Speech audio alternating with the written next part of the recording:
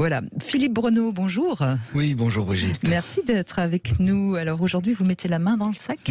Enfin, je sais pas, c'est pas forcément moi qui vais la mettre.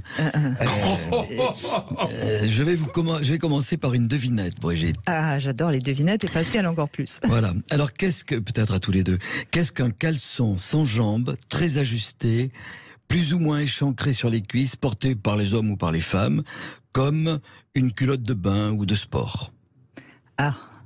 Finalement, c'est pas facile de trouver les devinettes. C'est plus facile de les poser. Vous enchaînez là tous les deux. Enfin, vous êtes concertés ou quoi? Alors non, c'est la définition exacte dans le Larousse.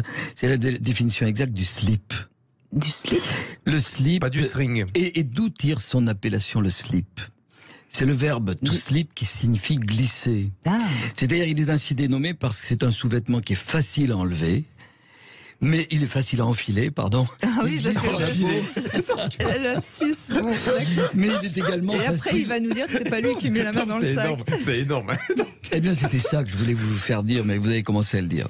Bon, c'est 100 euros. Il glisse sur la peau, mais également, il est facile à désenfiler, ce qui en fait une nouveauté, parce que lorsqu'il a été inventé au début du XXe siècle. C'est récent, hein, oui, je me souviens. Début du XXe siècle. Vous vous souvenez, début du XXe siècle? Ben non, oui, enfin, non, mais j'avais lu un magnifique livre sur les sous-vêtements, et justement, j'avais été surprise que le slip soit très récent. Alors, je vais vous dire pourquoi.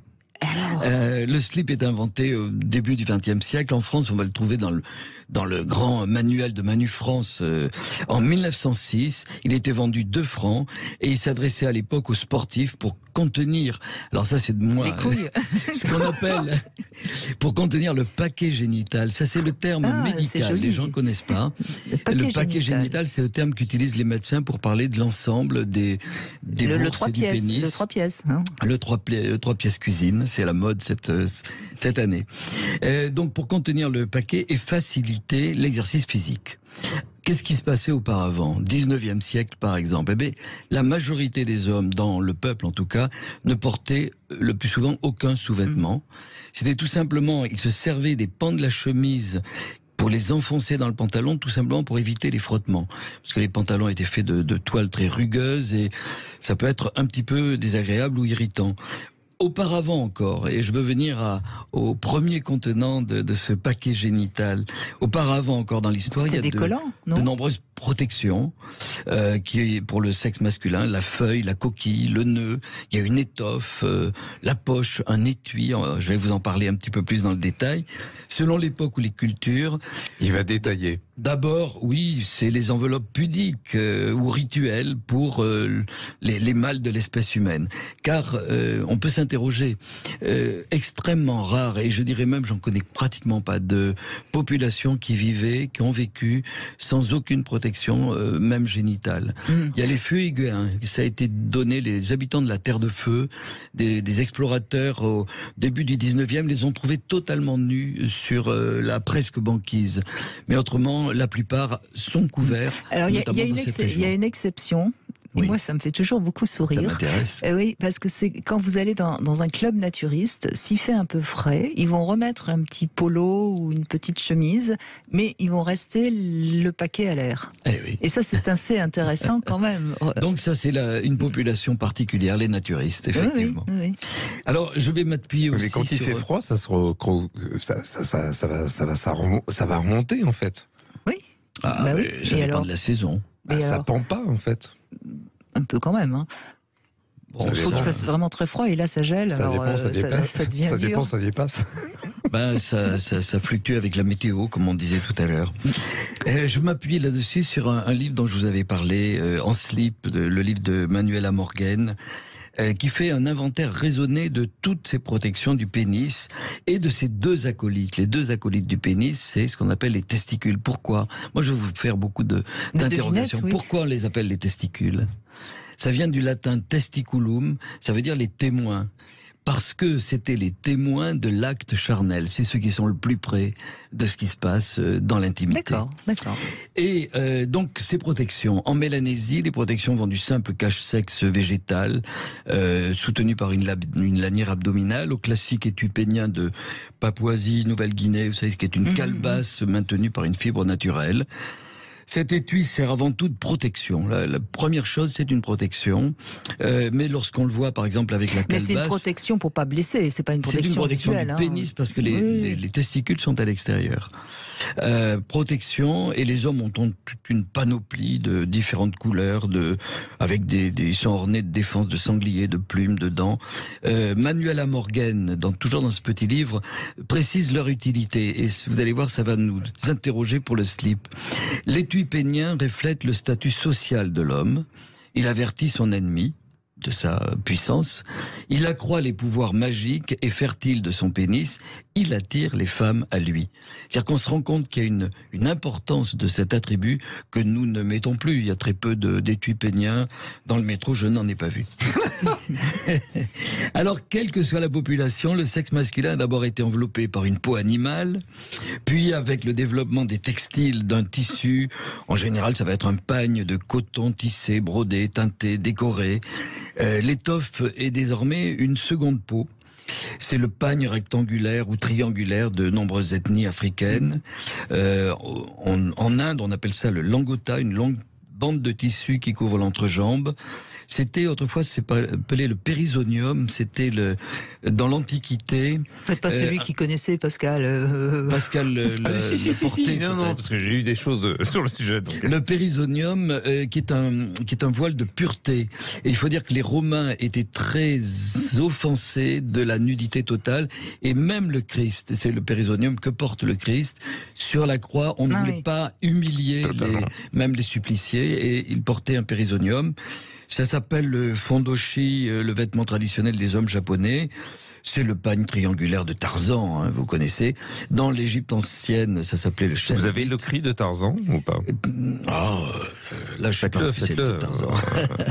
Et puis, c'est très proche du dhoti, et c'était ce pagne ou plutôt ce morceau de tissu carré blanc que portait le Mahatma Gandhi, qui voulait être dans l'humilité totale.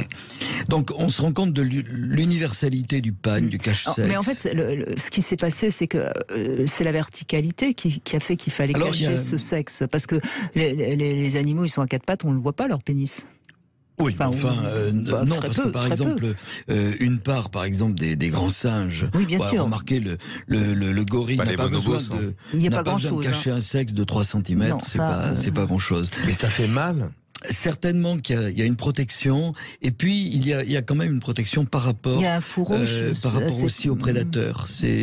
Il faut protéger cette région-là. Ce que l'on se rend compte, c'est que dans toutes les populations... Pourquoi vous dites région ? Il y a une seule région génitale, plus que le pénis. Oui, c'est une région à visiter, Pascal Neveu. Voilà, visiter par justement... une carte géographique dans certains livres d'anatomie. C'est le propos de la main dans le sac. Ça diverge, effectivement. Ça diverge, si vous voulez. Moi, je dirais que le propos, c'est la dissimulation du sexe. J'en viens juste là pour terminer, vous allez voir, je vais mettre 2 ou 3 idées. À la différence du singe nu, l'homme vêtu est un être complexe. Le slip participe à la dissimulation, et on se rend compte à la dissimulation de cette région qu'on a appelée partout une région honteuse. Il faut savoir qu'en anatomie, nous, médecins, on apprend cette région, elle s'appelle toujours la région honteuse, il y a les artères et les nerfs. Ça a changé, hein. Non, mais on l'a appris comme ça. Elle s'appelle toujours comme ça. Le slip dissimule, mais c'est quand même un emblème de virilité. Et donc, je voudrais simplement, pour terminer, réfléchir avec vous et peut-être les auditeurs, quelle est la vraie fonction du slip? Étui protecteur, on l'a dit, c'est vrai. Attribut viril, certainement. Écrin dissimulateur, oui, c'est vrai. Un emblème symbolique, magique, oui, il faut avoir dans l'enfance, par exemple dans des populations dans lesquelles on sait qu'il y a un pouvoir magique, effectivement, la calebasse peut-être peut amener une sorte de sort magique, amoureux. Mais je voudrais insister aussi sur la fonction contraceptive du slip, qui est peu connue. Oui, elle est avérée. Ça réchauffe. Un slip trop serré qui est doublé d'un jean moulant dans l'entrejambe, porté en permanence, comprime les testicules et réchauffe et ne permet pas la spermatogénèse qui se fait à 35 degrés, alors que auprès du corps. C'est pour ça que les testicules sont hors du corps, oui. On a récemment commercialisé un slip chauffant contraceptif qui fait une sorte de garrot. Je ne crois pas qu'il soit très utilisé parce que ce n'est quand même pas très fiable. Non. Et dernier point pour terminer, moi je voudrais insister, on le fait pas assez, sur la fonction érotique du slip. Alors ça c'est intéressant parce qu'on n'a pas le pourcentage d'hommes qui portent des caleçons et qui portent des slips. C'est la question que j'allais poser. Oui, j'allais dire que le caleçon est presque contenu dans le slip parce qu'il peut également glisser, s'enlever. Alors d'accord, mais enfin ça laisse un petit peu flotter. Il n'y a pas le côté moulant, par exemple. Exactement. Et je ne sais pas si les femmes préfèrent voir un homme qui se déshabille en slip vous portez ou en caleçon. Quoi vous portez un slip, un boxeur, un caleçon, un string. Vous portez quoi? Aujourd'hui peut-être un petit peu plus boxer, mais certains jours un slip. Et moi j'aime bien le côté moulant. Après c'est très personnel, voilà. Mais absolument. Je crois que cette sensualité. Moi je préfère les slips aux caleçons. Je vous préviens. Ah oui, je trouve ça plus sexy. Eh ben oui. Bah oui, un caleçon ça ne montre rien. Non mais un boxeur. Un boxeur ça va. Mais à choisir, je préfère le slip. D'accord. Moi, je crois que ça dissimule et puis ça peut permettre. Oui. La couleur, d'accord. Couleur Sud Radio. Ben voilà, ça dissimule et ça permet les feuillages, quoi. C'est franchement oui. Vous faites pas attention aux sous-vêtements, vous, quand vous êtes avec quelqu'un, non? Ah si. Alors, bien Pascal. Entendu. Hein? Non, je répondrai pas.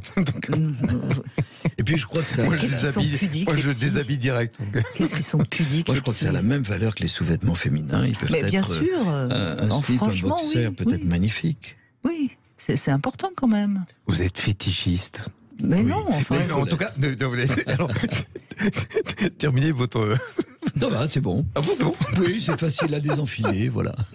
D'accord. En tout cas, c'était très intéressant et moi, j'ai beaucoup aimé. Franchement, c'est sympa. Et la prochaine fois que je verrai un homme en slip, je penserai à vous, Philippe Bruno. Merci, Brigitte.